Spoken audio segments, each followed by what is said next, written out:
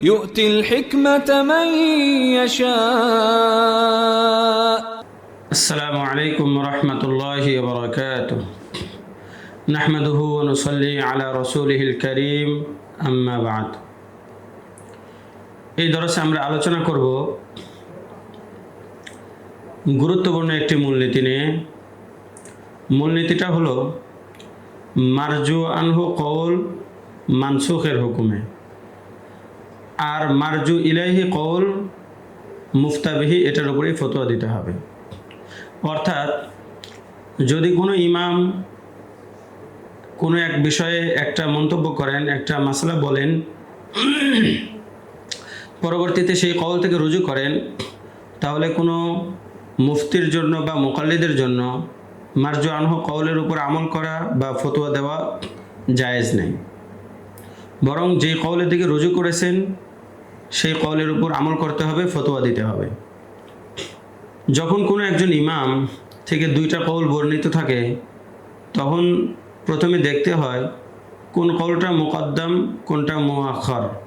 মুআখ্খার কওলের উপর আমল হবে, মুআখ্খার কওলটা মারজু ইলাইহি বলে গণ্য হবে, আর মুকদ্দম কওলটা মানসুখ হিসাবে গণ্য হবে। আর যদি মুকদ্দম মুআখ্খার জানা না যায়, তাহলে শেষের কওলটা, তাহলে উভয় কওল ইমামের দিকে কোনো তারজিহ ব্যতীত মানসুখ করা হবে, উভয় কওল তার থেকে রেওয়ায়াত করা হবে। পরবর্তীতে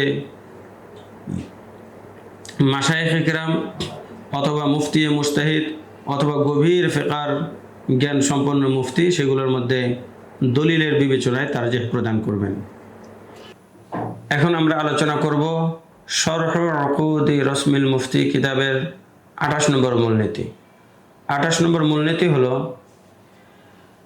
মাযহাবের নির্ভরযোগ্য ফিকহি মুতুনের মধ্যে যেই মাসালাটা, যেই কওলটা উল্লেখ করা হয়, সেটা ইলতিজামান সহিহ হয়, যদিও স্পষ্টভাবে সেটাকে সহিহ বলা না হয়। কারণ আসহাবে মুতুন বা মুতুনের লেখকবৃন্দ সাধারণত বেশিরভাগ সহিহ কওলটাই নিজেদের কিতাবের মধ্যে লেখেন, যে কওলটা মুফতাবিহি সেটাই নিজেদের কিতাবে স্থান দেন। তবে যদি কখনো মুতুনের কওলের বিপরীত অন্য কোনো কওলকে মাশায়েখে কেরাম স্পষ্টভাবে তাসহিহ করেন, সেক্ষেত্রে মুতুনের কওলের উপর ফতোয়া হবে না, স্পষ্ট তাসহিহকৃত মাসালার উপরেই ফতোয়া হবে। এখানে আরও লক্ষণীয়, মাযহাবের মধ্যে ফিকহি কিতাবের কয়েকটি স্তর রয়েছে। যেমন একটা হলো মুতুন বা মতনের কিতাবসমূহ, 2 নম্বর হলো শুরুহাত, 3 নম্বর ফাতাওয়া। এই 3 স্তরের কিতাবের মধ্যে সবচেয়ে শক্তিশালী কিতাব হলো মুতুন। সুতরাং মুতুনের মধ্যে যে মাসালাটা রয়েছে সেটা যদি শুরুহাতের বিপরীত হয়, উভয়টার মধ্যে তাআরুজ হয়, তাহলে মুতুনের কওলটাই নির্ভরযোগ্য হবে, সেটার উপরেই আমল করতে হবে, ফতোয়া দিতে হবে। 2 নম্বর, যদি শুরুহাত এবং ফাতাওয়ার মধ্যে তাআরুজ হয়, তাহলে শুরুহাতের কওলের উপরে ফতোয়া দিতে হবে, সেই কওলের উপরেই আমল করতে হবে। আর ফাতাওয়ার কওলের উপরে ফতোয়া দেওয়া যাবে না, আমল করা যাবে না। বিশেষ করে ফতোয়ার কিতাবের মধ্যে যে কওল উল্লেখ রয়েছে সেটা যদি মুতুনে মুআতাবারার কওলের বিপরীত হয়, তাহলে তো কোনোভাবেই সেটার উপর আমল করা যাবে না। তবে যদি ফতোয়ার মধ্যে যে কওল আছে সেই কওলের বিপরীত কোনো কথা মুতুনে মুআতাবারার মধ্যে না থাকে, তাহলে ফাতাওয়ার সেই কওল থেকে সহায়ক হিসাবে সেখান থেকে সমর্থন নেওয়া যাবে। বাজ আলেম বলেছেন, এই যে ফাতাওয়াগুলো রয়েছে এগুলো হলো মাশায়েখে কেরামের পছন্দিদা, তাদের মুখতার কওল। সুতরাং সেগুলো নির্ভরযোগ্য কোনো কওল না, সেগুলোর উপর ফতোয়া দেওয়া যাবে না, আমল করা যাবে না। মাযহাবের মুআতাবার কিতাবের মধ্যে যে কওলগুলো রয়েছে সেগুলোর উপর ফতোয়া দিতে হবে। এর দৃষ্টান্ত হলো, যেমন মাযহাবের নির্ভরযোগ্য কিতাবসমূহের মধ্যে লেখা আছে, মুতুনে মুতাবারার মধ্যে আছে, আন্না শাহাদাতাল আ'মা লা তাসিহু, অন্ধ ব্যক্তির সাক্ষ্য সহিহ নয়, গ্রহণযোগ্য নয়, এবং এটাই হচ্ছে জহিরের রিওয়ায়া। কিন্তু শুরুহাতের মধ্যে অথবা ফাতাওয়ার মধ্যে ইমাম জুফার রহমতুল্লাহি আলাইহি থেকে একটি রিওয়ায়াত আছে, যা তিনি ইমাম আবু হানিফা থেকে বর্ণনা করেছেন যে অন্ধ ব্যক্তির শাহাদত সহিহ। এখানে মাশায়েখে কেরাম ফতোয়ার এই কওলটাকে তারজিহ দেন নাই, স্পষ্টভাবে সেটাকে সহিহ সাব্যস্ত করেন নাই। এই জন্য আমরা এই মূলনীতি অনুযায়ী মুতুনের কথাটাকেই সহিহ সাব্যস্ত করব, অর্থাৎ অন্ধ ব্যক্তির সাক্ষ্য গ্রহণযোগ্য হবে না।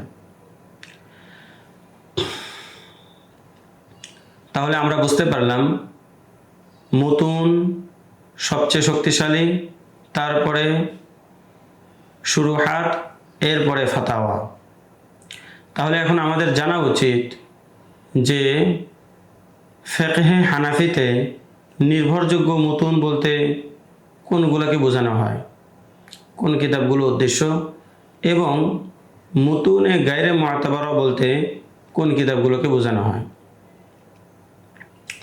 তো হানাফি মাযহাবে মুতুনে মুতাবারা বলতে উদ্দেশ্য হলো যেমন আল বিদায়া, যেটা হেদায়ার মতন, 2 নম্বর মুখতাসরুল কুদুরি, 3 নম্বর আল মুখতার, 4 নম্বর আন নুকায়া, 5 নম্বর আল বিকায়া, 6 নম্বর কানজুদ দাকায়েক, 7 নম্বর মুলতাকাল আবহর ইত্যাদি কিতাব মুতুনে মুতাবারা বলে গণ্য হয়।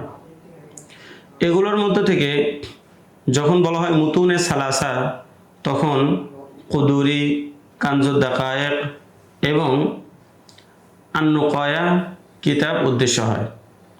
আর যখন মুতুনে আরবা বলা হয়, তখন ফিকহে হানাফিতে কুদুরি,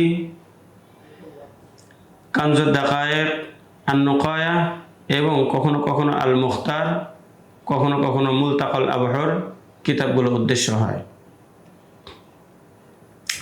আর মুতুনে গায়রে মুতাবারার মধ্য থেকে কিছু হলো যেমন তানভীরুল আবসার, আল গুরর।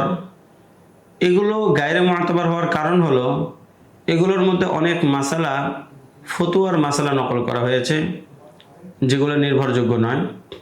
এই জন্য এই কিতাবগুলো মুতুনে গায়রে মুতাবারার মধ্যে গণ্য করা হয়। আমরা এতক্ষণ পর্যন্ত 28 নম্বর মূলনীতি এবং সংশ্লিষ্ট বিষয় নিয়ে আলোচনা করলাম। পরের দরসে আমরা আলোচনা করব 29 নম্বর মূলনীতি নিয়ে ইনশাআল্লাহ তাআলা। আসসালামু আলাইকুম ওয়া রাহমাতুল্লাহি ওয়া বারাকাতুহু। ومن يؤت الحكمة فقد أوتي خيرا كثيرا وما يذكر إلا أولو الألباب